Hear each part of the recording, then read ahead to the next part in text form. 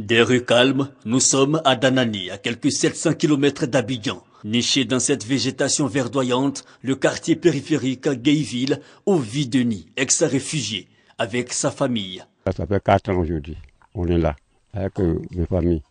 Nous, on ne peut pas aller au village maintenant parce que la guerre qui était chez nous là-bas, c'était fort. Incertitude, ainsi résumé l'état d'esprit de ces retournés.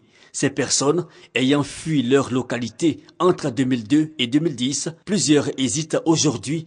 Ils ont préféré s'établir à Danani. À tout moment, ils ont dit qu'il y a telle chose qui arrive, il y a tant de choses. Donc moi aussi. La phrase reste en suspens. L'expression de malaise, les rumeurs encore vivaces dans les esprits. Mais pour d'autres, c'est l'occasion de se refaire une vie. Nous aussi, on a causé à nos parents d'ici, ils nous ont donné des jachères, c'est-à-dire la brousse de 2 ans.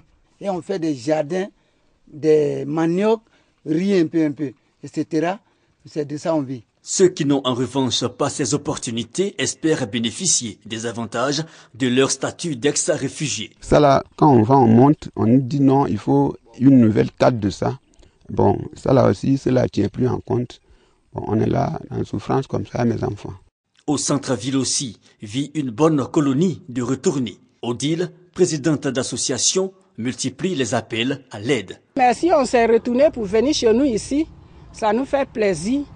Et nous voulons que les autorités nous soutiennent. Nos maisons qui sont gâtées, vraiment qui nous soutiennent. Des biens détruits, des familles entre-temps recomposées. Les Dianda sont revenus de Guinée le 11 décembre 2013. Ils étaient partis depuis 2003. Je ne sais pas même comment j'ai fait dans ce monde ici. Je suis sorti avec mes 4 jeunes filles. Et tous sont décédés en Guinée là-bas. Maintenant, on nous a dit, quand on a trop tiré là, pour nous, quand on est venu, peut-être ça sera un peu bien.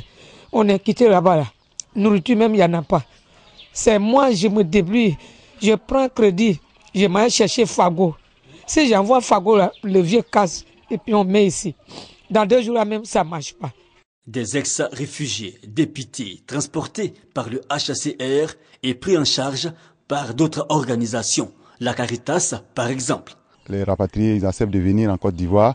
Nous les identifions sur le site et au sortir des activités d'écoute psychosociale, nous identifions les personnes à besoins spécifiques et la Caritas est chargée de faire le suivi de ces personnes-là.